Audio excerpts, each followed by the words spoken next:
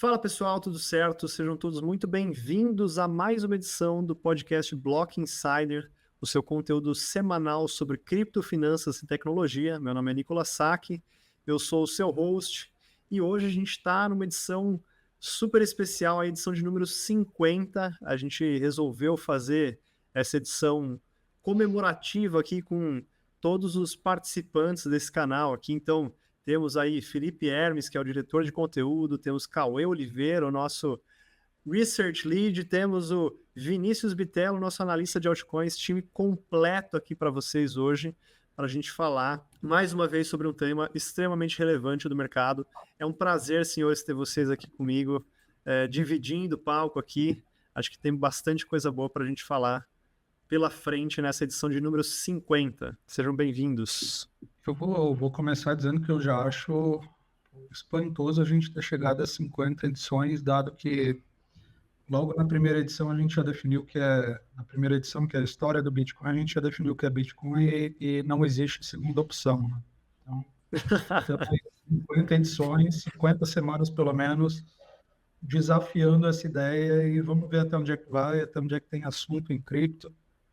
E hoje é uma edição bastante especial, né? Como você falou, uma edição interna entre a gente, então vamos aproveitar e pegar bastante conhecimento do Vini, Cauê de análise e entender esse mercado para onde é que vai. Muito chute, muito palpite, muita análise também, um pouco de cada. E daqui a uns 6 meses, se a gente acertar, a gente vai divulgar falando que acertou. Se a gente errar os números também, a gente esquece, não precisa ficar lembrando, mas acho que é isso. Bora lá, pessoal.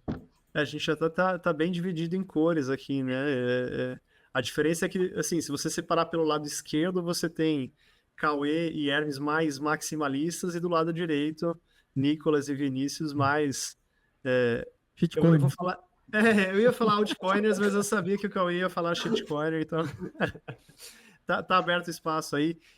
Você que nos acompanha aqui, manda aí nos comentários se você é do time dos Bitcoiners ou se você é do time dos altcoiners ou shitcoiners, como o Cauê gosta de chamar. Então, assim, já também, legal ter todo mundo aqui. Então, se você também acha que vai ser proveitoso esse papo, já deixa o seu like, se inscreve no canal, compartilha esse conteúdo com o maior número de pessoas possível, para o algoritmo sempre te oferecer conteúdos como esse, não só do nosso canal, mas de canais relevantes aí que você possa encontrar navegando aqui nessa ferramenta.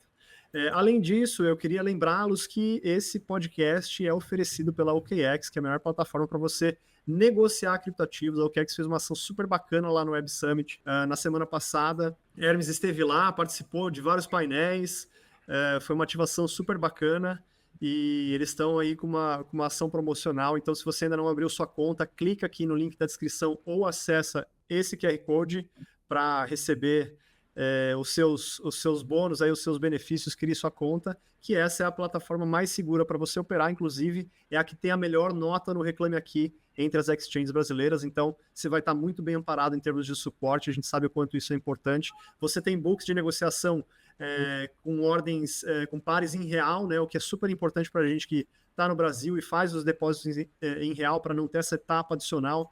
Então, aproveite que essa é uma exchange com liquidez internacional, mas que tem o coração aqui brasileiro. Vai lá, se você ainda não é cliente, abre sua conta, ela é a parceira oficial do Block Trends. E, dito isso, vamos então ao nosso conteúdo.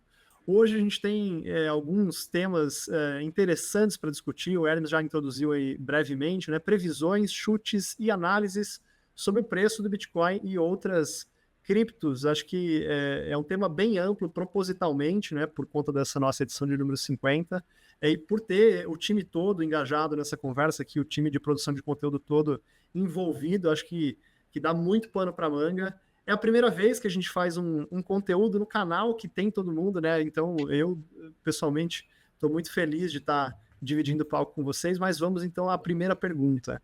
Eu queria saber de vocês, começando do básico, o que vocês têm a dizer sobre os ciclos de Bitcoin, né, e como eles impactam o mercado cripto como um todo, e na visão de vocês, em que etapa do ciclo a gente está, né? Vocês, e acho que até estendendo um pouco mais a pergunta, Na opinião de vocês, o Bitcoin e o halving, né, o ciclo de queda pela metade da emissão de Bitcoins, influencia o ciclo de mercado como um todo, ou isso ainda estatisticamente não pode ser comprovado e, portanto, não deve ser levado em consideração? Acho que vocês dois, principalmente Vini e Cauê, comentar também a parte em qual ciclo vocês entraram, né? Para o pessoal entender, se situar, o que vocês já viram de Bull e Bear. Então, seria legal vocês comentarem um pouco de trajetória pessoal aí nesses ciclos. Pode Bom, começar, Vini. Eu sou prolixo, então quando eu for responder, provavelmente eu vou demorar. Pode. bom, eu entrei no Bitcoin no ciclo de 2016, bem na Guerra dos Blocos, ali um pouco antes da Guerra dos Blocos. Foi quando eu comprei ali a primeira parte em Bitcoin e cometi um dos maiores erros que eu sempre cito, que é eu troquei metade do que eu tinha em Bitcoin para Bitcoin Cash naquela época. E ainda era um modelo para comprar dentro da corretora. Tu tinha que ir numa lotérica, fazer esse depósito, tirar uma foto do pagamento e mandar para a corretora.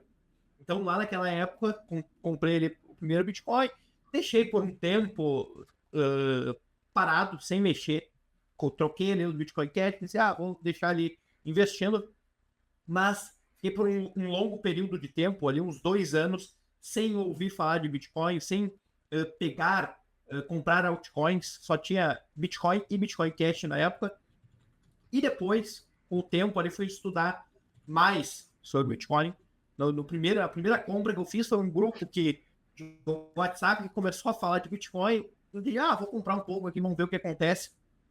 Mas com o tempo fui me aprofundando no conhecimento, peguei ali todo o ciclo de 2021, que nós tivemos ali a grande out-season, né? Também nós tivemos aquele excesso de impressão de moeda logo após a pandemia, onde nós vimos a NFT de macaco, nós vimos games como CryptoBomb explodindo. Então, peguei todo esse ciclo e ali fui aumentando também as minhas fatias de Bitcoin. Mesmo sendo um cara que gosta de protocolos inovadores, estando voltados para altcoins, eu sou um cara que, ao longo do tempo, vou sempre acumulando mais Bitcoin. A minha maior parte da carteira hoje é Bitcoin. Cara, eu nunca tinha ouvido falar nessa história, mas eu achei fantástico. O maluco é tão velho em Bitcoin que ele comprava Bitcoin na lotérica. Nossa. Acho que Eu já não sou dessa época, não. Eu vim depois. Eu fiquei sabendo de Bitcoin em 2017, mais ou menos, mas só em 2018 foi que eu vim começar a estudar mesmo e aprofundar. E em 2019 foi quando eu falei, porra, agora é all-in. Em termos de pensamento, né? Passei a pesquisar, estudar e compreender mais sobre o mercado nessa época, mais ou menos para 2019, que é quando eu comecei a estudar sobre on-chain também e toda essa parte. Então eu sou, talvez, acho que de nós quatro, talvez eu seja o mais novato no Bitcoin, por mais que já sejam aí alguns bons anos, né, dentro desse mercado. E já para responder a pergunta, que eu acho que para a gente começar a compreender mais essa questão de ciclo, até mesmo para se situar onde é que a gente está, que eu acho que para quem está ouvindo a gente é provavelmente o que está mais interessado no que diz respeito a como se posicionar nesse mercado, como se posicionar no ciclo do Bitcoin. Acho que a primeira coisa é entender o que é ciclo, né? Entender essa definição de ciclo, porque muitas pessoas acreditam que estudar o ciclo do Bitcoin é somente para conseguir enxergar quando comprar e quando vender, né? Mas na minha visão vai muito além disso, né? Até mesmo porque toda moeda, todo ativo ao longo da história, ele vai passando por ciclos para se tornar algo relevante dentro do sistema financeiro, né, dentro do sistema econômico. Isso aconteceu com todas as moedas, com ouro, com metais preciosos, etc. Então, eu acho que estudar o ciclo do Bitcoin também parte da premissa de estudar o quão enraizado vai sendo o Bitcoin dentro do sistema financeiro tradicional. E eu acho que essa é a perspectiva de ciclo que todo mundo deveria olhar e não somente tentar entender quando é que vai comprar e quando é que vai vender o Bitcoin. Mas, claro, dentro desse processo de desmonetização que acontece em outros bens financeiros, né, bens monetários, que é o que o Bitcoin está fazendo hoje, está desmonetizando outros bens, ou seja, o capital está fluindo desses bens para dentro do Bitcoin, existem microciclos, né? E esses microciclos, eles são principalmente, e eu diria primariamente, derivado de liquidez, e não do halving. Então, já para responder a questão lá da questão do halving, eu sei que isso foi um tema muito batido e que muitas pessoas até hoje ainda acreditam que o principal driver que dita os ciclos de médio prazo no Bitcoin é o halving, e eu discordo, até mesmo porque não existe nenhum tipo de dado empírico que projete de fato que essa escassez que vai se gerando e de fato vai sendo gerada dentro do protocolo por meio da emissão monetária programada, atinge de fato aquilo que é o nível de demanda. Ou seja, o que eu estou querendo dizer com isso? Se as pessoas que desejam comprar Bitcoin hoje forem comprar Bitcoin hoje, elas vão ou não receber esse Bitcoin? Se a resposta for não, elas não vão receber esse Bitcoin, então significa que nós já estamos dentro de um choque de oferta, que é o que provavelmente ocorreria dentro de um cenário onde o halving já estaria ditando esse tipo de dinâmica. Mas isso é a realidade de hoje? Não. Quem quer comprar Bitcoin vai nas exchanges, como por exemplo a OKX, vai nas bolsas de negociação e consegue comprar esse Bitcoin porque existem pessoas que também estão vendendo. Então você tem uma dinâmica de equilíbrio entre oferta e demanda. O que seria expectável dentro de uma estrutura onde o halving é que dita os ciclos de mercado, gerando esses processos de choque de oferta, ainda não chegou a acontecer, mas vai chegar a acontecer à medida que outros mecanismos de escassez também vão sendo gerados. Existem vários mecanismos de escassez que ditam ciclos de mercado, não é? Um deles é a própria quantidade de moedas que vai sendo perdida, entre aspas, né, ao longo do tempo. Então, boa parte das moedas vão para endereços que perdem as chaves privadas, essas chaves privadas vão sendo esquecidas, jogadas no lixo, vão parar aí em lixões, como a gente já viu anteriormente na história, a gente tentando recuperar HDs que foram perdidos aí, e isso daí também aumenta a dinâmica de escassez dentro do Bitcoin.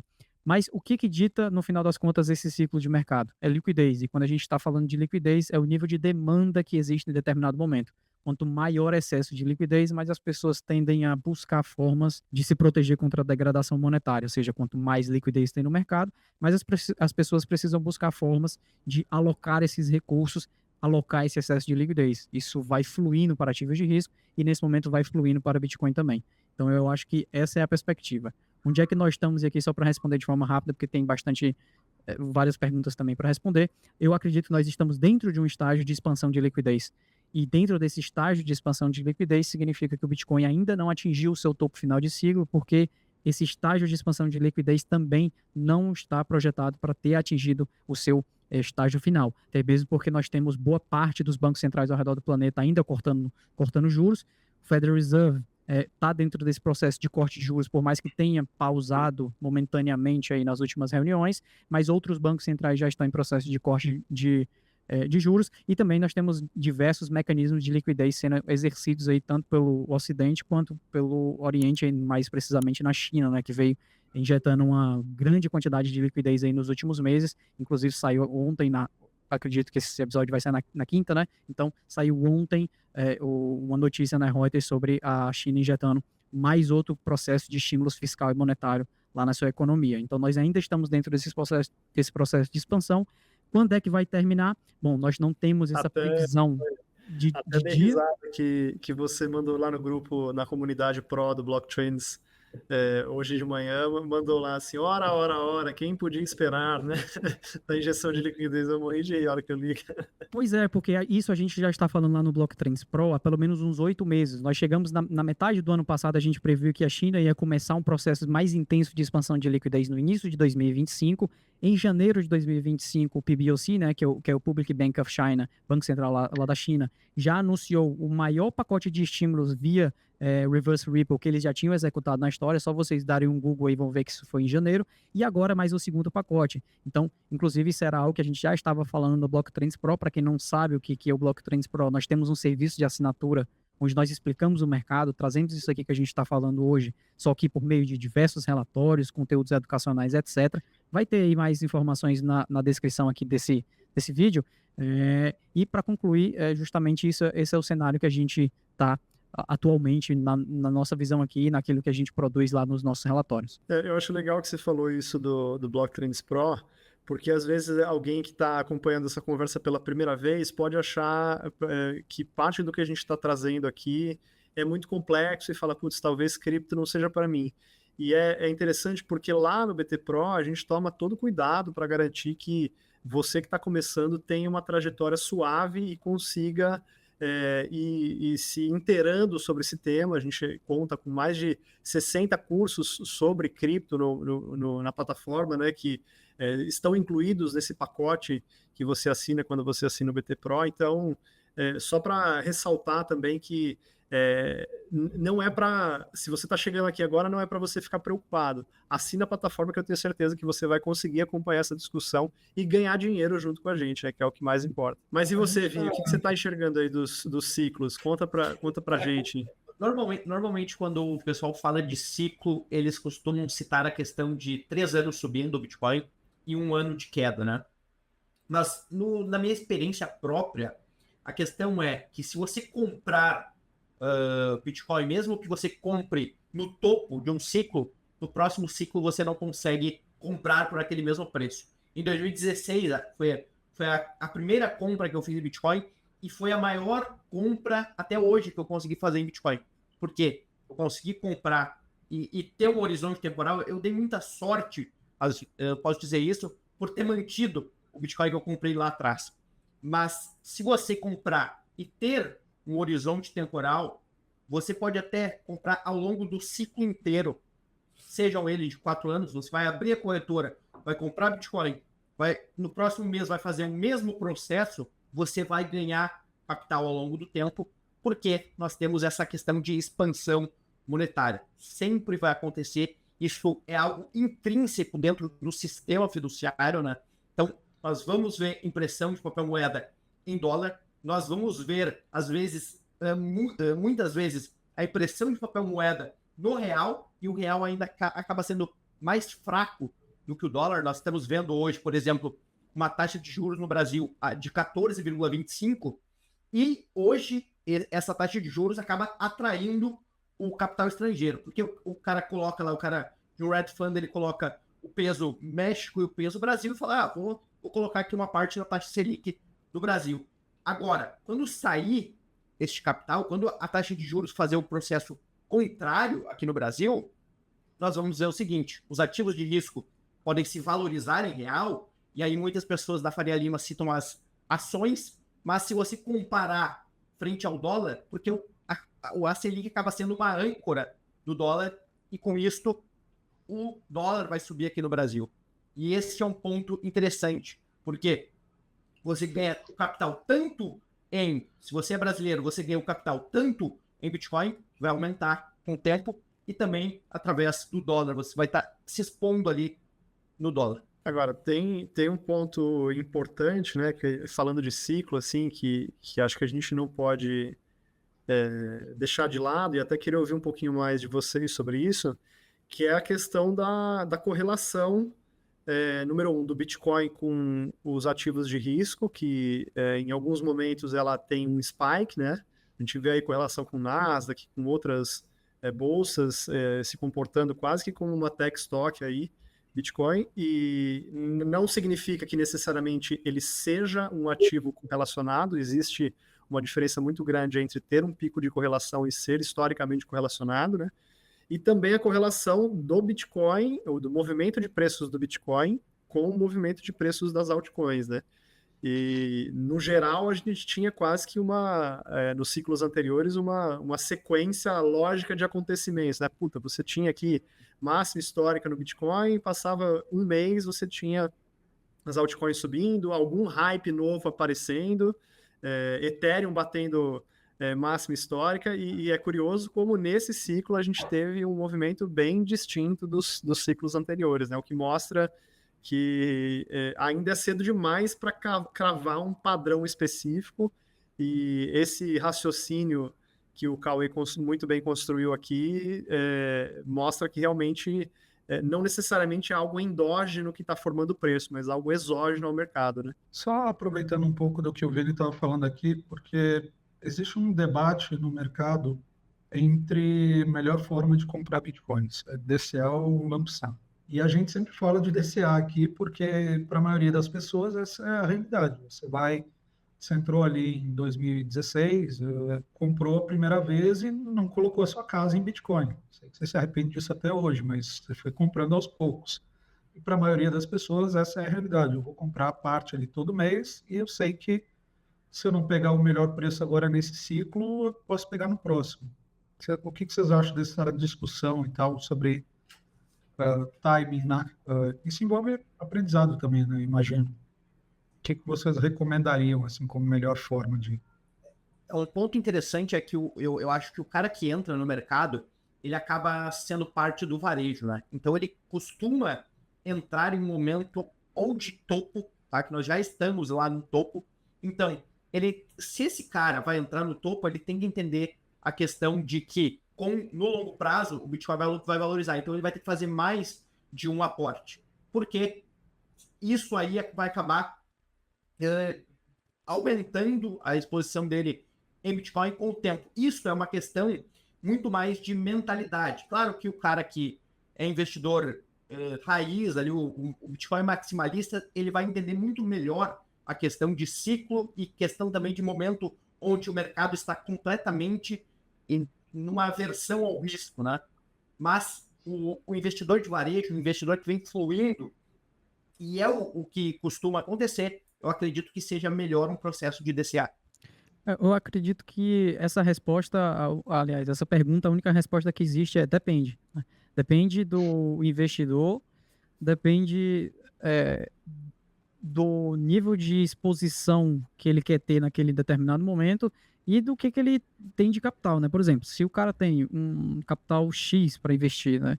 Estatisticamente, isso não é achismo, tá? Isso é matemática pura. Um lump sum sempre é melhor do que um DCA. Se você rodar os números aí no longo prazo, um lump sum ele sempre vai bater um DCA, porque no DCA você vai aumentando o seu custo médio de aquisição à medida que o preço do Bitcoin vai subindo. Então, matematicamente, não tem como o DCA superar um lump sum no longo prazo. Agora, no curto prazo, se você tiver uma quantidade X de Bitcoin para investir naquele determinado momento e você tiver uma perspectiva de ciclo, principalmente derivado de sentimento, você sabe que em determinados momentos o sentimento de mercado é muito eufórico. Se você fizer um lump sum ali, a probabilidade, o risco que você está tomando é muito alto, porque geralmente em momentos de euforia de mercado, tendem a ter correções. Quem já está há mais de um ciclo nesse mercado, já viu acontecer isso daí várias e várias e várias vezes. Todo ano tem um processo desse, onde a gente entra dentro de um pico de euforia. Em 2024, após a chegada dos ETFs, nós batemos esse pico de euforia e o Bitcoin corrigiu durante 5, 6 meses. Final do ano agora passado, nós entramos num pico de euforia, meme coin de presidente, meme coin de primeira-dama e um monte de coisa dessa. Entramos agora dentro de um ciclo de correção. Então, se você entende que você está dentro de um cenário de excessivo, uma dinâmica de muito positivismo excessivo, digamos assim, aí talvez esse lump sum não vai ser tão benéfico no curto prazo. Você optar por uma opção de fazer um DCA reduzindo o seu custo médio à medida que o mercado entra dentro de um cenário de correção, tende a ser melhor dentro dessa estrutura. Agora, você precisa de pelo menos aí alguns bons gráficos como os que a gente compartilha lá no Block Trends Pro para tentar fazer essa identificação desse período. E essa identificação não é magia, não é achismo, não é coisa que a gente está tirando da nossa cabeça. É simplesmente o histórico do Bitcoin que nos mostra isso diversas vezes dentro do processo de negociação aí, dentro do mercado. Eu acho que esse é um ponto bem importante que você trouxe, Cauê, porque no final das contas, assim, é diferente de você comprar na baixa naquela coisa, puta, eu vou entrar porque eu tenho culhão e se cair mais, tudo bem, assim, eu aguento a queda. É diferente de você tomar uma decisão embasada, né, que vai te fazer entrar no momento certo, baseado em indicadores que demonstram que o mercado está muito próximo do fundo e que pode haver uma virada de mão nas próximas semanas, nos próximos dias, né? Acho que tem uma diferença grande entre isso e você entrar no DCA é mais quando o público é leigo e não está a fim de buscar conhecimento, mas quer se posicionar em cripto, que também é uma forma legítima de se expor, né? Acho que é bem o que você falou, assim, depende da situação de cada investidor. O cara não tem o capital disponível naquele momento, tá entendendo? Às vezes, se o cara tá pensando, porra, eu tenho um salário X, eu quero alocar 10% desse X mensalmente em algum ativo, não tem por que você fazer um lump sum, você vai estar fazendo um DCA por obrigação, né? É. E você faz Não o precisa DCA ir e você, acumulando para depois fazer o lump sum, né? e você pega, e agora que você Que é uma começa o tática também, não é? DCA, você começa o DCA e você vai estar exposto ao ativo, você meio que se obriga a estudar também, né? Eu acho que esse é um ponto bem importante ali, porque se você for aguardar o melhor momento sempre, e eu quero estudar 2, 3 anos sobre para me tornar um especialista e poder comprar, você perdeu oportunidades grandes ali, e às vezes você fica procrastinando e não quer, eu vou deixar para lá. Então, ali num DCA é possível que você comece a se obrigar a estudar um tempinho para entender o que você está comprando ali direito. Por mais, não necessariamente o que você está comprando, mas entender como é que funciona esses ciclos, né? Agora, assim, a gente mencionou aqui algumas ferramentas que podem ser utilizadas para entender ciclos e topos e fundos de mercado, né? E eu acho muito importante a gente ter cautela em ser bem didático para explicar isso, para tentar não aprofundar tanto e tornar isso uma tecnocracia, né, em que a gente fala de forma muito complexa e ninguém entende, mas, pelo contrário, tentar traduzir da melhor maneira possível. E aí eu queria ouvir de vocês aí quais indicadores vocês elencariam como importantes para o cara que está começando agora e quer se aventurar nesse mercado, né? Puta, para onde eu tenho que olhar? Assim, pô, tô querendo comprar aqui, vou fazer o meu lump sum aqui, ainda não confio em vocês e não quero comprar o Blockchains Pro. Me dá aí uma diquinha de ouro para eu poder fazer o meu primeiro investimento de maneira assertiva. Qual diquinha de ouro vocês dariam? Cara, é bem difícil falar isso daí, porque se fosse a pergunta sem aquele teu disclaimer que tu fez no início, eu simplesmente responderia o SDM, Bitcoin Horizon Model e Tether Ratio Channel. O que vai totalmente contra aquilo que tu Entendeu? acabou de dizer, não é? Mas esses são indicadores que a gente atualiza semanalmente lá no Blocktrends Pro, então toda sexta-feira esses indicadores são atualizados e são indicadores proprietários que a gente utiliza aqui, que eu desenvolvi. Mas, como a gente vai estar falando de indicadores que sejam mais simples e mais acessíveis e que acabam sendo menos precisos do que esses que eu estou citando, existem vários indicadores, mas eu focaria principalmente em indicador econômico de um lado e indicador on-chain do outro. Eu acho que o indicador on-chain mais simples que você pode utilizar para fazer essa medição seria o MVRV Z-Score, que é fácil de achar gratuitamente e que é um dos indicadores mais simples, embora não tenha um nível de precisão e assertividade tão grande quanto outros indicadores que a gente utiliza aqui internamente para os nossos assinantes. E na parte de macro, eu diria que o ISM PMI dos Estados Unidos. Por quê? Porque isso é o índice de manufatura lá dos Estados Unidos e o Bitcoin tem uma alta correlação com a atividade econômica norte-americana. Se você for pegar todos os ciclos de mercado desde lá de 2013, mais ou menos, 2012, você vai perceber que a atividade de manufatura nos Estados Unidos está diretamente relacionada com a precificação do Bitcoin dentro desses ciclos de médio prazo. Então, cenários de expansão da atividade econômica são condizentes com cenários de expansão do preço do Bitcoin e cenários de contração na atividade econômica são condizentes com cenários de contração no preço do Bitcoin também. Sei lá, você falando assim, pô, a manufatura americana, os caras estão produzindo mais camiseta, a indústria têxtil está bombando e o Bitcoin vai subir. Me parece aquela parada meio que consumo de chocolate com ataque de tubarão, sei lá. Não sei se eu entendi direito qual é a correlação, como é que você explica essa...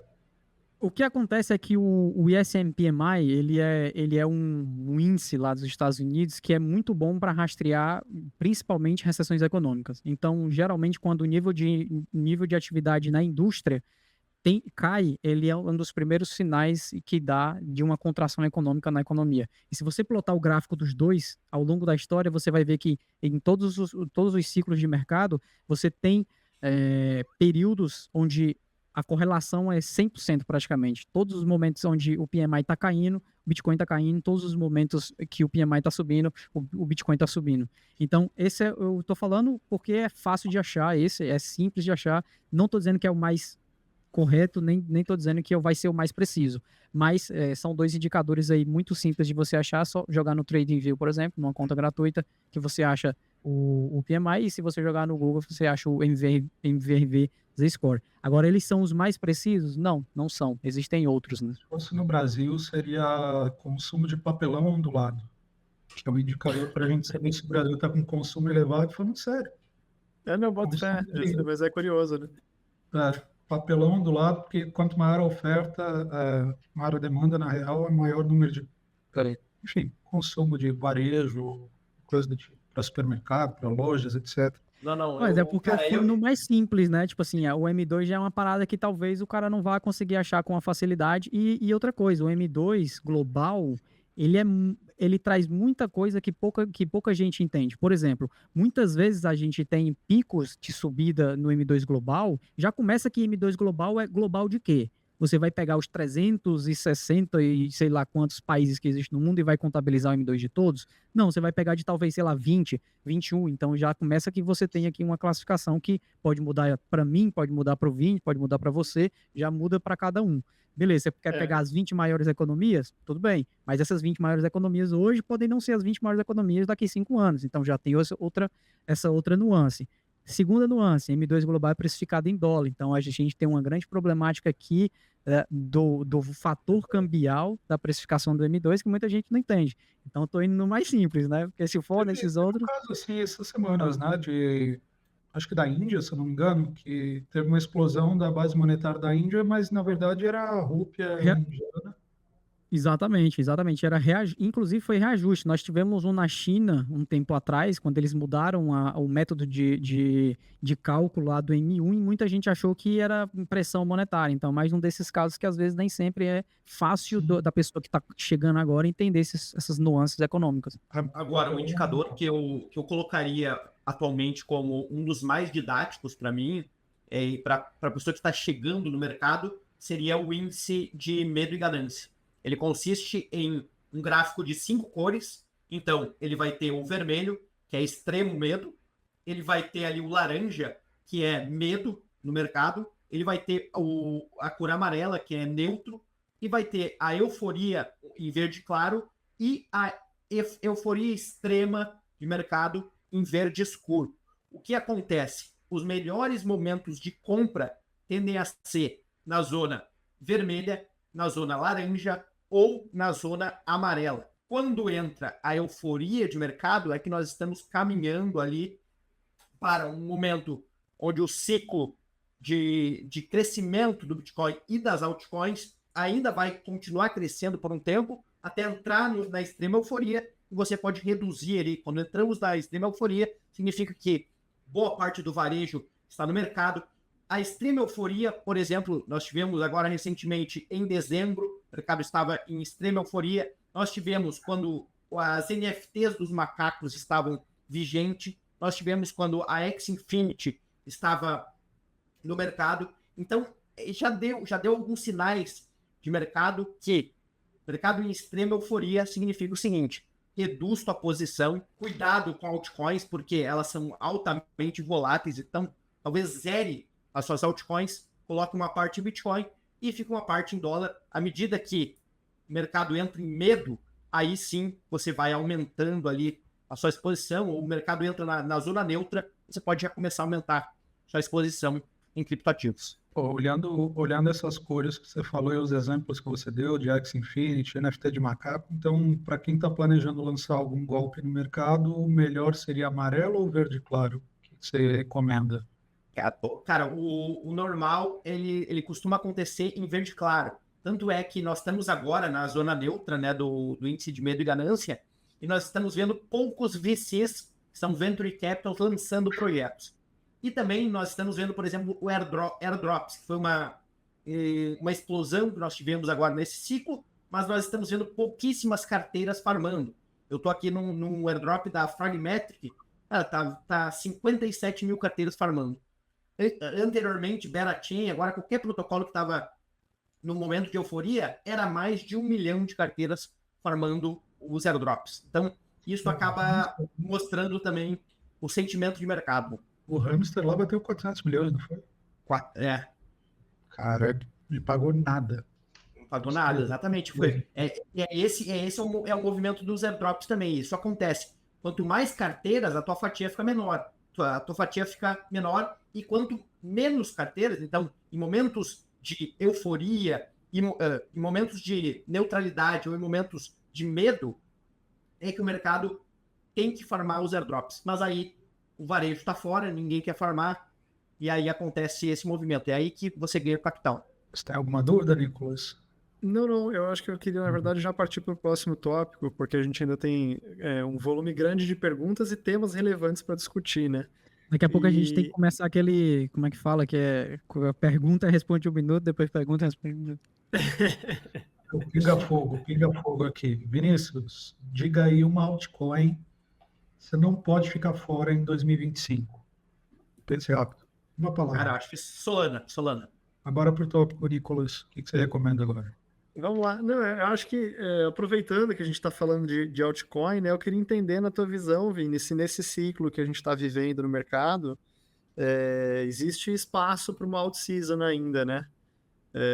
Acho que o Cauê comentou que a gente está num movimento no meio de um ciclo de injeção de liquidez.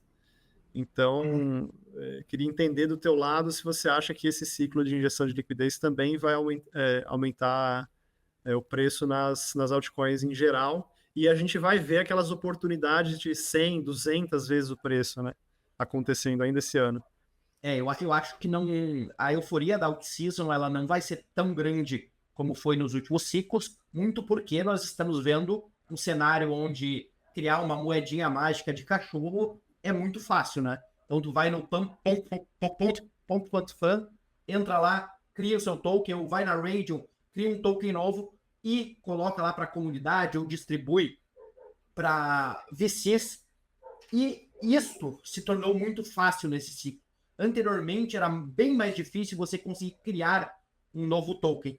E também não serão todas as moedas que vão subir. Por quê? Nós estamos vendo criação de milhões de moedas. Então, o que as Venture Capitals estão fazendo, estão tentando mostrar atualmente, não todas, né? Porque nós sabemos o processo de centralização que essas Venture Capitals têm, é tentar mostrar a utilidade. Então, para onde vai a utilidade? Vai primeiro para as blockchains de primeira camada. Então, nós poderemos ver um movimento forte em Solana, em Sui, em Sei, essas blockchains. Nós estamos vendo um movimento forte em RWA, porque as instituições estão querendo tokenizar ativos.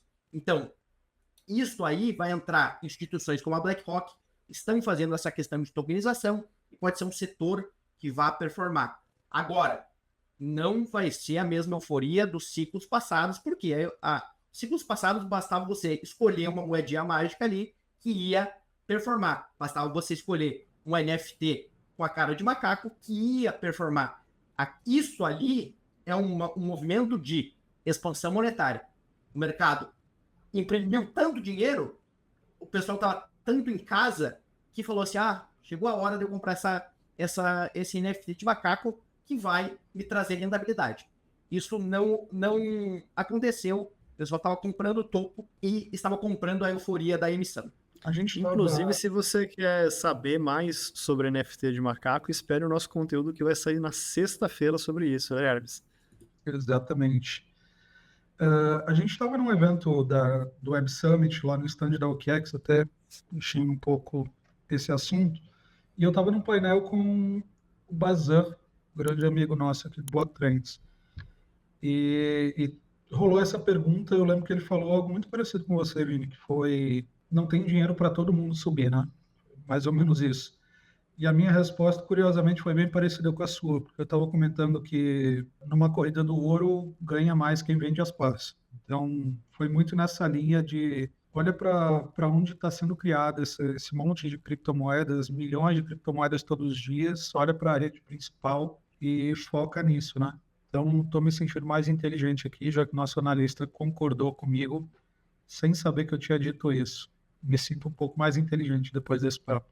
É exatamente isso, Inclusive, isso é um dos pontos que foi tocado mais anteriormente, né? Que o Nicolas chegou a comentar e que a gente acabou passando por cima dele, que era de fato a questão da estrutura de ciclo do mercado como um todo, antes de ter tido essa ideia de que nós tínhamos um processo que era rígido, que era fixo, onde o Bitcoin subia, dava aquela primeira pernada, depois em determinado momento dissipava o capital que estava sendo alocado no Bitcoin para um high beta, né, que é como o mercado financeiro chama, ou seja, tem uma exposição dentro do mercado, mas com um nível de volatilidade maior para dar aquela puxada maior na carteira através das altcoins. Então o fluxo de capital primeiro vinha do mercado tradicional para depois para o Bitcoin, do Bitcoin para as altcoins. Hoje a gente não está vendo isso, né? A gente pode ver aí pela dominância do Bitcoin que muita gente olha para ser sendo os 65%, que na verdade não é 65%, já passa dos 70% se você souber calcular corretamente, porque você precisa excluir stablecoins dentro desse cálculo. Não faz sentido você ter uma dominância entre criptoativos e ter stablecoins dentro do cálculo, porque stablecoins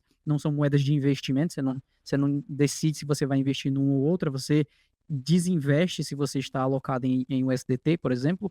E hoje a gente tem essa perspectiva de que esse crescimento da dominância do Bitcoin dentro desse ciclo está completamente diferente dos outros anteriores, por mais que na verdade só tenham tido dois. Ou seja, eu, como gosto muito de estatística, se alguém dissesse para mim, olha, cara, nós temos um padrão aqui que vai acontecer para sempre. Quantas vezes ocorreu? Duas vezes. Porra, Qual que é o número da amostra, né, irmão? qual o Para número da você estimar. amostra, né? Duas vezes, cara, porra, aí você tá de brincadeira comigo, cara. Você não tem como tirar nada disso daí, não é? E o que a gente está vendo exatamente isso hoje. À medida que o Bitcoin vai estendendo os seus braços dentro do sistema financeiro, isso é algo que a gente pode até falar mais na frente, que é na parte corporativa, que ainda não está muito bem precificada. A gente conseguiu compreender ETFs, a gente conseguiu compreender fundos de investimento, essa galera que gosta da parte mais especulativa do ativo, mas talvez a gente só esteja arranhando a superfície no que diz respeito à alocação corporativa, que não é uma alocação no formato de investimento, né? É uma alocação mais no formato de proteção, ou seja, as empresas elas estão alocando no Bitcoin não visando o que o Bitcoin vai poder retornar nesse ciclo, ou quando é que o Bitcoin vai tocar uma alta junto com o S&P 500 para ele fazer aquele trade de arbitragem, etc. Não, esses caras estão tentando mover parte do seu fluxo de caixa para um ativo que tem uma tendência a desmonetizar outros bens monetários e ser uma proteção contra a degradação do poder de compra. Então já muda a perspectiva, que é muito similar à perspectiva que boa parte do varejo tem, só que com uma diferença. Nós estamos falando de um grande volume de capital, porque agora é uma empresa, né? Então talvez essa diferença que nós estamos vendo hoje na estrutura do Bitcoin está fazendo com que esse capital que possivelmente poderia fluir para altcoins, e além do fato de que hoje existem mais de 17 milhões, 18 milhões, sei lá quantas altcoins, ter mais divisão, hoje também tem mais compreensão sobre a estrutura do próprio Bitcoin. E aí tem outro fator que é aquele profecia autorrealizável, né? Todo mundo está esperando uma correção no mercado de ações americanos tem 10 anos, não rolou ainda. Então, todo mundo sabe que precisa, todo mundo sabe que vai ter, mas quando é que vai rolar isso? Todo mundo sabe que o ciclo do Bitcoin é esse, todo mundo começa a guardar dinheiro para comprar na baixa. Tem um pouco disso também, né? Ou quando todo mundo acha que vai acontecer uma coisa e esse ciclo não necessariamente ele ocorre como previsto, né? E as pessoas passam a antecipar. Em economia, a galera chama de expectativas adaptativas, né? De uma adaptação em relação ao que você está esperando nesse mercado. Quando você passa a incorporar que esses ciclos vão ocorrer a cada tantos anos, o mercado não é mais pego de surpresa como ele era pego antes. Então, a atuação dos agentes no mercado muda, né? Mas partindo, eu acho que para a gente cumprir o prometido no título desse podcast, vamos para a parte de chute e análise e descobrir, então, até onde vai o preço do Bitcoin nesse ciclo. Essa é a pergunta que todo mundo quer, todo mundo ouviu. A gente até agora, a gente não vai botar um marcador de tempo nessa pergunta, que é para ninguém ser pego, ninguém pular direto. Começa pelo Cauê. Bom, eu diria que, pelo menos nesse momento, né, a gente tem um range, pode-se assim dizer, que é o range que a gente costuma utilizar aqui dentro do Block Trends Pro, né? Esse não é um range fixo, ou seja, esse valor que eu estou falando agora, dependendo de quando você estiver assistindo esse vídeo, ele provavelmente já vai ter se alterado, porque é um range dinâmico, e essa faixa de preço ela vai se estendendo à medida que os indicadores vão gerando mais dados dentro dele. E quando eu estou falando de indicadores, a gente está falando de uma série de indicadores on-chain que nós utilizamos aqui com modelos proprietários dentro do Block Trends Pro. E essa faixa de preço ela se estende entre os 163.167,63 até os 211.706,01. Então essa é a faixa de preço que nesse momento Alguns dos nossos modelos de topo estão precificando. Dentro dessa faixa é difícil ter uma precisão absurda, porque o preço acaba, geralmente em topos, ele tende a ter um nível de volatilidade muito maior. Então, fica aí dentro dessa faixa, mais ou menos. Eu ia soltar um palavrão aqui, mas eu fiquei realmente assustado que o maluco deu até os centavos, né? Previu até os centavos da parada. Eu vou evitar esse palavrão porque a gente está num programa de família, mas aí me pegou... Eu sei que a ideia era trazer um chute, mas na verdade a maior parte dos chutes que a gente dá aqui no Block Trends Pro, então, inclusive para quem nunca viu os nossos materiais, eles não são muito qualitativos, tá? Eles são muito mais quantitativos. Acontece o seguinte, a gente tem no mercado tradicional 250 casas de análise competindo para saber quem vai acertar a Selic no final do ano. 2 vão acertar o número exato, mas todo mundo vai dar o seu palpite. As pessoas olham para a mediana do mercado e a mediana do mercado falou que ia ser 14,5, mas foi para 14,25, aí fala, o mercado errou a Selic, ou errou a inflação porque falou que ia ser 4,86, foi 4,82. O mercado erra, o mercado está contra o governo. Mas essa parte de acertar o número final, isso é completamente irrelevante em qualquer análise. Não é relevante para a pessoa te dizer, Bitcoin vai bater 187.418 com 43 centavos. E se fosse isso, ninguém estava fazendo essa análise, né? A pessoa guardaria só para ela e é isso. E o ponto mais relevante de qualquer análise é você saber, primeiro, a direção, ou seja, você está vendo ainda que existe um espaço significativo para subir, e segundo e mais importante são os inputs que você coloca nessa análise. E isso é a parte mais relevante. O que você está vendo que indica que esse preço tem espaço para subir? Eu acho que então, quando a gente estava falando aqui de short, de brincadeira nessa linha, são os pontos que eu acho que a gente pode falar daqui a pouco, deixar o Vini fazer o chute dele, a análise, e a gente falar desses fatores em volta, né? Mas fica à vontade para fazer a previsão. Se eu tivesse em chute diretamente, eu diria que passa dos $200 mil.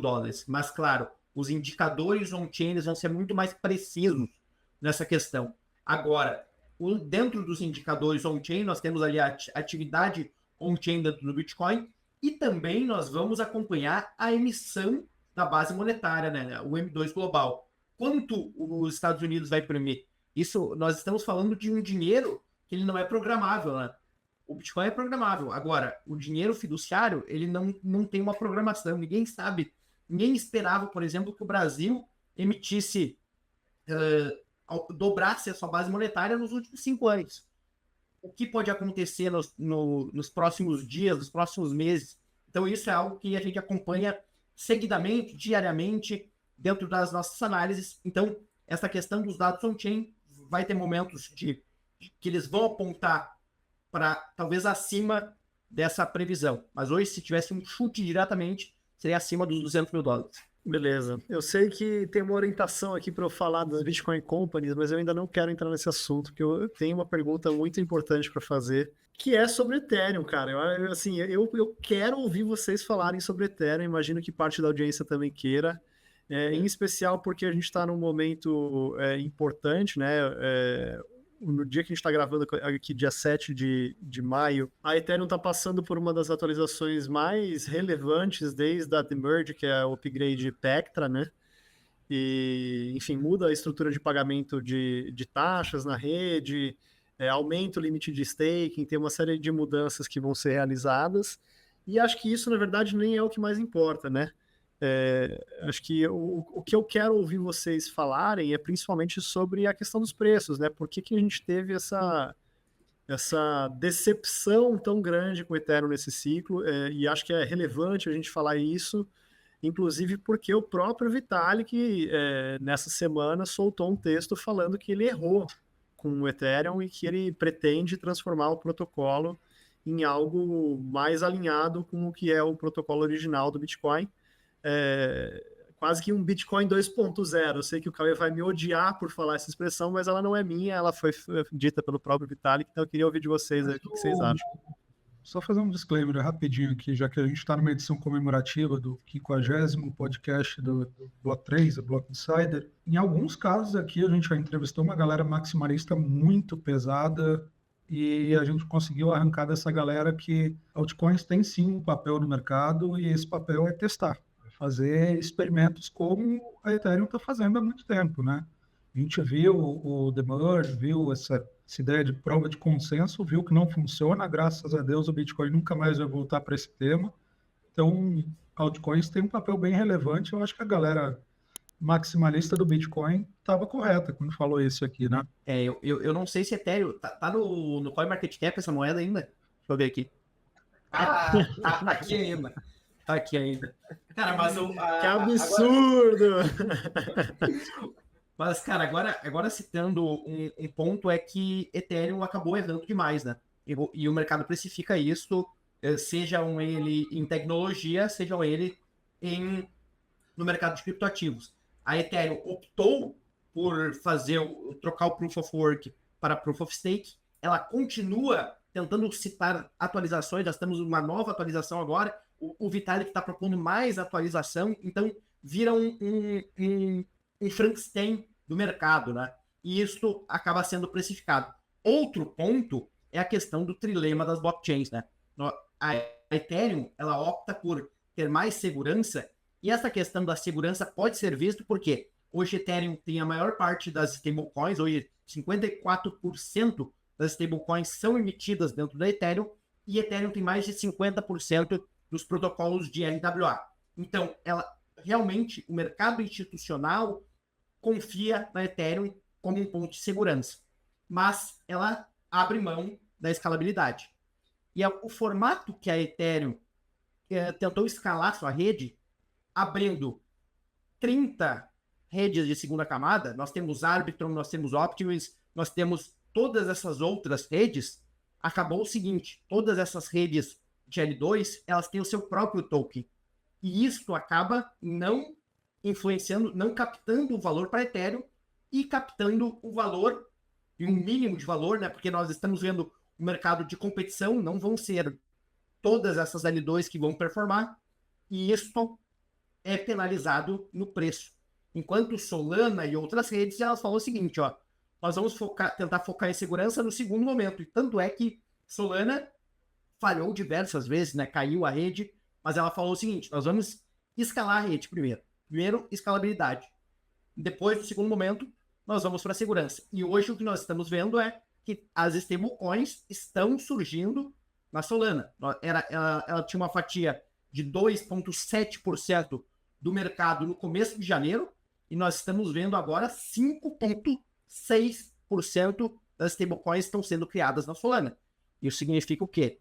Que a Solana está migrando a questão de segurança e, com isso, pode ser que ela flipe realmente, e é a discussão de mercado, né? Será que Solana vai flipar o market cap da Ethereum? Pode ser que aconteça agora.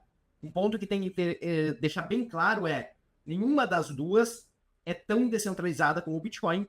As altcoins, elas realmente vieram para fazer diversos testes antes que o Bitcoin vá cometer esse erro. Ninguém vai falar do Bitcoin se tornar Proof of Stake hoje, porque viram o que aconteceu na Ethereum. Agora, falando em especial em distribuição de valor, eu acho que essa atualização Pectra traz também um fator crítico, que é a possibilidade de pagamento de gas fee com outras criptos, né? E gas fee era uma das principais utilidades de manutenção de preço da Ethereum. Então, cara, imagino que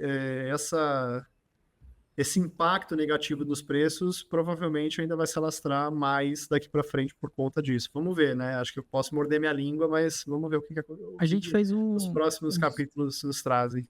A gente fez um ciclo completo, né? Ethereum saiu do Bitcoin e aí ele faz sabe aquele filho que vai tentar, mãe, eu vou tentar ali ver o mundo e tal, e aí o filho vai lá e lasca todinho no mundo, aí volta para casa e fala, rapaz, vocês tinham razão aqui, era melhor eu ter seguido tal caminho e tal.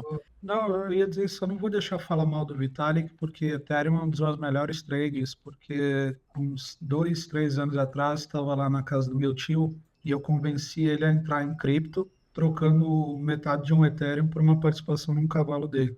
Então foi o melhor trade que eu fiz. Para ele não foi, porque, enfim, ele pegou Ethereum ali, acho que a 15 mil reais, mais do que isso, até, não, tá 20 mil, coitado, tá segurando desde então, não fala mais comigo, mas o cavalo tá lá, é um cavalo crioulo, muito bonito, tá sendo bem cuidado lá em Uruguaiana agora. Mas só para concluir o que eu estava dizendo, eu acho que a questão do Ethereum tem várias questões, na verdade. Daí, primeiro, Ethereum e ETH. A gente tem que fazer essa distinção, o que é a capacidade que a rede tem hoje e o token, né? Escassez programada você só se cria uma vez, e ela já foi criada com o Bitcoin. Ponto. Aqui a gente separa metade da discussão e depois a gente foca na segunda metade da discussão. A segunda metade da discussão é que redes de aplicações descentralizadas não se cria só uma vez, se cria várias vezes. E é o que a gente tem hoje. Várias redes de aplicações descentralizadas. Elas funcionam como se fosse uma empresa que fornece um serviço, e esse serviço é uma camada programável de criação de ativos, de projetos, de bolsas, etc., e tudo aquilo que a gente existe hoje. A corrida entre as camadas de aplicações descentralizadas, ela sempre vai existir. Mesmo que a Solana flipe o Ethereum, daqui 10 anos alguém vai flipar a Solana. E assim sucessivamente. Porque a gente está falando de um business de competição de capital e de competição de atenção. Isso sempre vai existir. Agora, um dos principais erros que a Ethereum fez e que acabou atingindo ETH, e agora falando do preço do ativo, foi de fato o merge. E o Vinícius já citou muito bem. A precificação em relação ao Bitcoin, que é como a gente coloca aqui em termos de qual é a moeda onde você precifica isso, está precificando a valorização do Ethereum em dólar, ou você está precificando o Ethereum em Bitcoin, por exemplo. E você vê que a queda do Ethereum veio exatamente depois do merge, né? Ele tem um período ali de subida onde estavam sendo geradas mais atividade dentro da rede, e depois com o demerge aquilo acabou perdendo muito valor frente ao Bitcoin. E aí o Ethereum entra numa situação onde ele começa a remendar diversas coisas, ou seja, ele tenta consertar uma coisa que foi criada por outro problema, e esse outro problema acaba gerando uma outra necessidade de correção, e essa necessidade de correção surge uma atualização que acaba gerando outro problema, então isso acaba fazendo essa dinâmica de tentar ficar se corrigindo. Isso aí acaba trazendo mais margem para outras redes que não têm essa necessidade de ficar se corrigindo, porque já viram o que a Ethereum errou, ou seja, a Ethereum vacilou nisso daqui, eu vou dentro da minha rede jamais cometer esse erro, já vou seguir dentro dessa sequência. Então, o que eu estou falando no início é que eu não acho que as altcoins, essas outras redes de L1, são redes de teste para o Bitcoin. Eu já separei no início da conversa que Bitcoin é dinheiro programável descentralizado. Isso só pode ser criado uma vez. Já foi criado, acabou. Dentro das L1s, a gente tem outros tipos de utilização e eu acho que existem utilizações para outros criptoativos e outras redes. E não estou falando de rede de teste para o Bitcoin. O Bitcoin já tem as suas redes de teste por si só, já tem a sua testnet e as pessoas já fazem os testes lá. Agora, dentro das redes de camada L1, começa a ter essa necessidade de competição. E essa necessidade de competição precisa se traduzir em utilização por token. Por exemplo, a Chainlink é extremamente útil. Serve para uma porrada. Quem estuda criptoativos e sabe que a fundação de praticamente tudo que existe dentro das principais redes hoje funciona por conta que a Chainlink produz ali oráculos descentralizados que fornecem, né, dados, fornecem informações para essas redes funcionarem. Agora, qual é a utilização do token da Chainlink, qual é a utilidade, qual é a captura de valor que o token da Chainlink tem? Se você for ver o preço dele, está exatamente no mesmo preço que estava em 2020. 5 anos sem o preço conseguir fazer nada. Então, uma coisa é a rede ser extremamente útil, servir para uma porrada de coisa, e o seu token não capturar valor algum. Então, aí tem essa necessidade de compreensão, né? Muito bom. Quer trazer a última aí, Armes, antes da gente encerrar, que já estamos bem em cima do horário?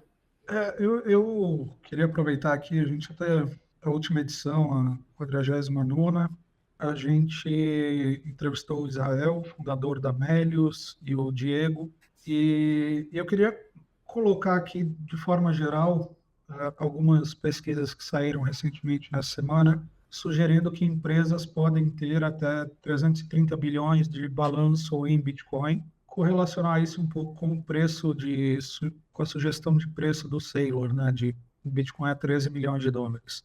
O que vocês acham dessas duas aí dá para a gente falar sem medo de errar 2 chutes no caso, né?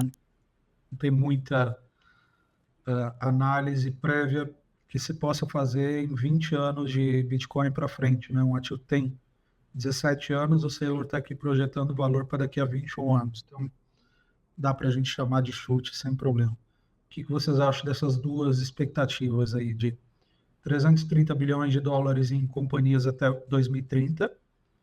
Você é otimista ou pessimista? E um Bitcoin a 13 milhões de dólares daqui a 21 anos.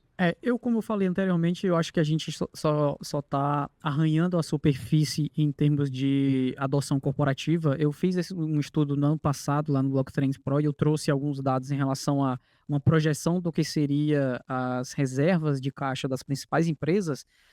Se eu não me engano, se a gente pegasse ali as 20 maiores empresas lá da Bolsa dos Estados Unidos, Apple, Microsoft, Amazon, Meta, etc., nós teríamos aí mais ou menos naquele período, né, cerca de 1,6 trilhão de dólares em reservas de caixa dentro dessas empresas, né? Se a gente adotasse, por exemplo, que essas reservas aí poderiam alocar, que essas empresas poderiam alocar 10% do seu caixa no Bitcoin, a gente já estaria falando de 164 bilhões de dólares. Então, só pegando essas 20 empresas aqui, eu já bati praticamente metade do número que você deu, né? Ou seja, isso é possível com certeza, principalmente porque, e aqui eu só estou citando a bolsa lá dos Estados Unidos, as 20 maiores dos Estados Unidos, e desconsiderando todas as outras bolsas de valores, todas as outras empresas, etc.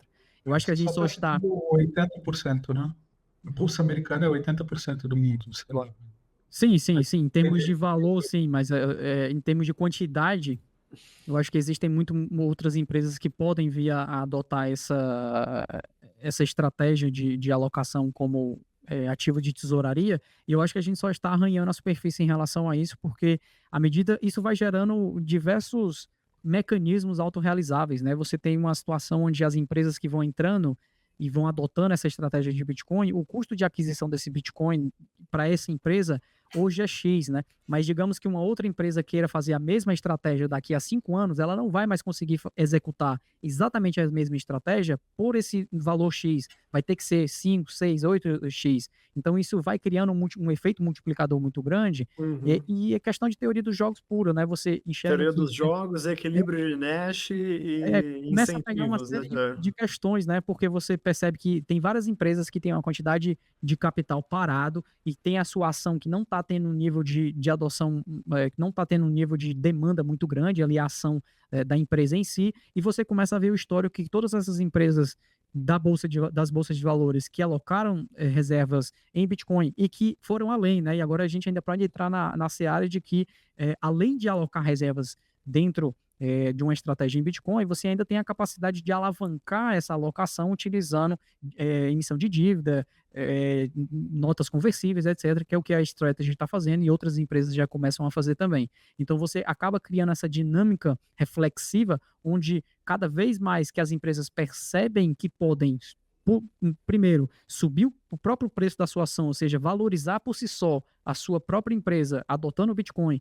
e depois, além disso, você ainda ganhar frente à própria valorização do Bitcoin, você tem meio que uma coisa vai sustentando a outra. À medida que o preço do Bitcoin vai subindo, essa ação acaba tendo uma maior demanda também, porque as próprias finanças da empresa em si também vai subindo, isso gera uma demanda pela ação, e quanto mais tem essa demanda por ação, mais capacidade essas próprias empresas possuem de emitir dívida, de gerar mais compra de Bitcoin, e essa reflexividade acaba atingindo todas as frentes que a gente vê hoje em termos de adoção corporativa. Então eu acho que isso sim vai ter um impacto muito grande no preço do Bitcoin, entretanto não necessariamente vai ser um impacto de curto prazo, não é uma coisa assim que muita gente, eu vejo no Twitter às vezes as pessoas falando, pô, caramba, eu não sei quem comprou 2 bilhões em Bitcoin, por que o preço do Bitcoin não deu 25% de um dia para o outro? Não é assim que funciona. Em Bitcoin.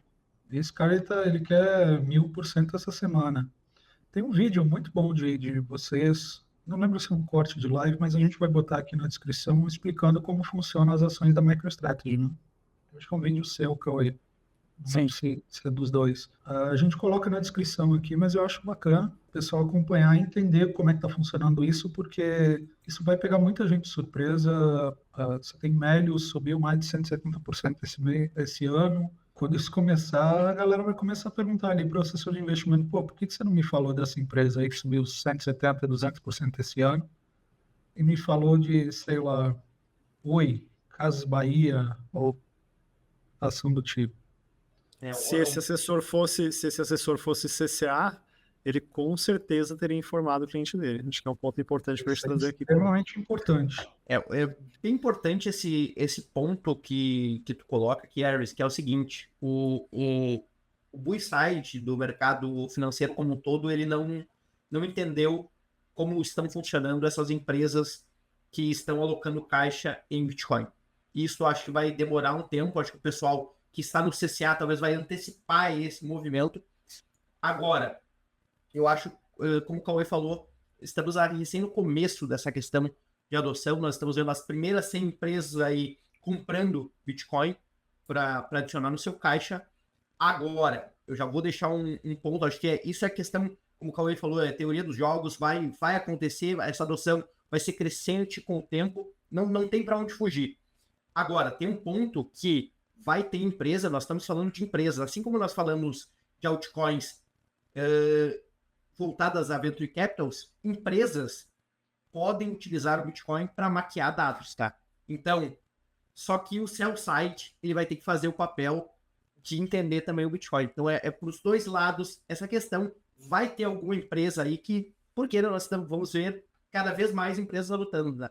Então, não querendo jogar pessimismo no mercado, mas alguma hora vai acontecer, o seu site vai encontrar alguma distopia nessa questão e vai ter uma empresa que vai não quebrar, mas vai cair muito do dia para a noite também. Uma lojas americanas que conseguiu mascarar o resultado negativo e o prejuízo de anos, compensando com o lucro que ela obteve em Bitcoin, é uma hipótese interessante. Essa eu nunca tinha ouvido. Isso vai acontecer e aí a gente vai ver uma galera que eu não quero citar nomes aqui, mas uma galera de uma casa de análise de 4 letras falando que, olha aí, eu avisei, eu sabia que isso ia acontecer, eu avisei que esse negócio de criptomoeda é usado para isso. Como é que é meu fundo imobiliário aqui? Eu conheço bem. Mas bom falar. Não, eu ia encaminhar para o encerramento já. Acho que a gente cobriu vários temas aí, temas relevantes, né? Cada tema desse daria uma edição inteira de aprofundamento. É verdade, eu tava até pensando aqui, porque quando a gente começou a falar disso aí, começou a pipocar no meu cérebro um monte de outra coisa pra falar, até porque, tipo, essa parte de adoção corporativa é gigantesca. Eu acho que dava pra gente fazer um podcast só sobre isso, porque tem muito dado, inclusive vai sair hoje um relatório lá sobre isso no Blocktrends Pro. Com certeza, e assim, a ideia da gente trazer um tema, uma edição especial, né, com tantos temas ligados, é para tentar mostrar um pouco para você que nos escuta, que nos assiste, caso você esteja vendo pelo YouTube, a profundidade de conteúdos que a gente aborda nos nossos produtos. A gente fala sobre muita coisa, o mercado cripto é um mercado muito amplo e que é discutido a nível internacional, né? Ele não é um mercado doméstico, ele tem várias ramificações, então tem muito espaço para a gente falar sobre todos esses temas. Aqui no time a gente tem expertise para falar sobre cada um desses temas e a gente traz também referências do mercado não só do Brasil, mas de fora também. Já tivemos algumas conversas com estrangeiros muito relevantes e teremos mais conversas relevantes também nas próximas semanas aqui nesse podcast e também nas lives que o Cauê e o Vinícius conduzem muito bem. Então, eu queria deixar o convite para você que nos acompanha aqui, de se inscrever no canal, compartilhar esse conteúdo, se você considera que ele foi relevante. Não só isso, se você gostou dessa edição nesse formato aqui, com nós 4 conversando sobre temas ligados ao mercado cripto, deixa o convite aí para você mandar nos comentários, para a gente fazer mais, né? Até para a gente ter um balizamento aí, manda o like, porque isso também direciona muito os conteúdos que a gente vai trazer para vocês. Agradecer vocês que ficaram com a gente aqui até o final. Lembrar mais uma vez que esse podcast é oferecido pela OKEx, que é a melhor plataforma para você comprar e vender os seus criptoativos. E queria saber se Hermes, Cauê e Vinícius têm algum comentário final antes da gente encerrar. Eu só vou dizer que o último comentário é que eu passei 2 anos. Eu lembro que a gente só falava de Solana quando caía por 24 horas a rede, e hoje em dia a gente está comprando Solana. A gente, no caso eu, o Vinícius, lembro que a gente falava, mas você vê que você queima um pouco a língua no mercado. Faz parte. Ainda bem que você destrinchou quem era o agente depois, né? Assim fica mais fácil pra... Também tá comprando. Não, eu tô comprando esse Solana. Tá comprando também. Deixa Acho que nem isso que manter você o alto falou- segue, Vinícius. Pô, Acho que isso que você falou, Hermes, é um fato. O mercado tem o péssimo hábito de trazer humildade para as pessoas, né? É difícil você achar que você tem conhecimento que vai fazer você acertar sempre. Então, com esse recado aqui, a gente encerra, vai ficando por aqui mais uma vez. Compartilha esse conteúdo, deixa o seu like e a gente fica por aqui e se fala de novo na semana que vem. Um abraço, tchau! Valeu, pessoal.